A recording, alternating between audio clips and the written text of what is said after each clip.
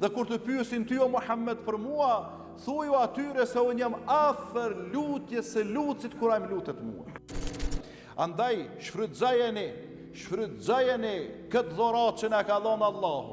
Shfrytëzojeni këtë mirësi të madhe, duan, lutjen. Edhe fal me Zotin tanë edhe thuaj, o Zoti im, o Allah, unë kam nevojë për këtë punë. O Allah, o Zoti im, o ti që e lehtëson jetën tonë, o ti që na përmirëson gjendjen tonë, lehtësama dhe përmirësama gjendjen time.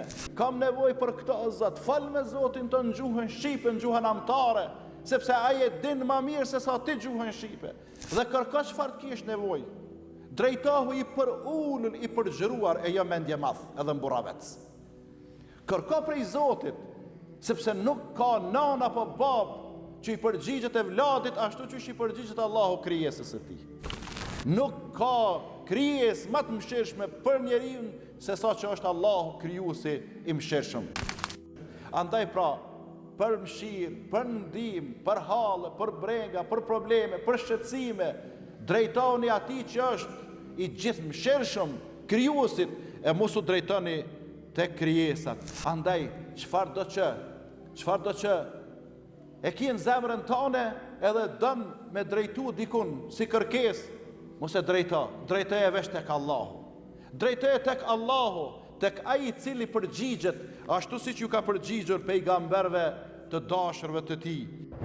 Edhe e dini mirë sprovën e Jakubit alayhis salam, se si u sprovu me djalin e tij Jusufin, se si ja marrën e ja hodhën atje në një pust, në një bunar. Pastaj çka? Kur ata në farforme vëllezër xheloz menduan se zgjidhen problemin, e gjujtën poshtë, Allahu e ngriti nalt. Sado që të hudhin ty poshtë, të këqinjët, Allahu të ngrit nalt. Ata menduan për me ul, menduan për me zhduk atë, ndërsa Allahu e boni ministër, ndërsa Allahu e boni të madh. Edhe kështu kur u mërzit Jakubi alayhis salam, edhe kur e pa se djali i tij nuk po i kthehet, edhe sprova ju shtue, tha innama ashku bathi wa huzni ila Allah. Unë tha dhimbjen time, unë pikëllimin, mërzin time, po ja lo vetëm Allahut, po ja paraqes vetëm Allahut. Atë dosjen që e ka njeriu me mërzia, me hallë, me brenga, mbylle, mos e qit para njerëzve se s'mund ta zgjidhin njerëzit, po çka çoja Zotit paraqitja Allahut, edhe ajo është që i zgjidh ato.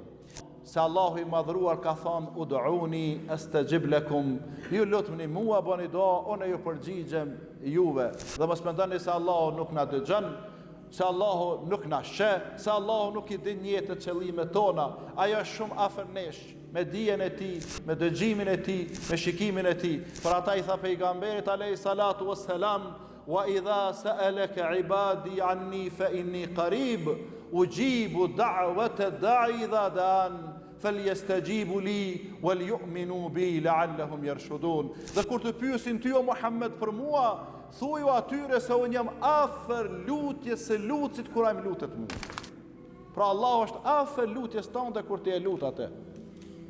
Andaj e lusë Allahun Teala që të na bën neve dhe juve prej atyre të cilët e lusin Allahun natën edhe ditën, edhe punojnë natën edhe ditën që të arrijnë kënaqësinë e Allahut.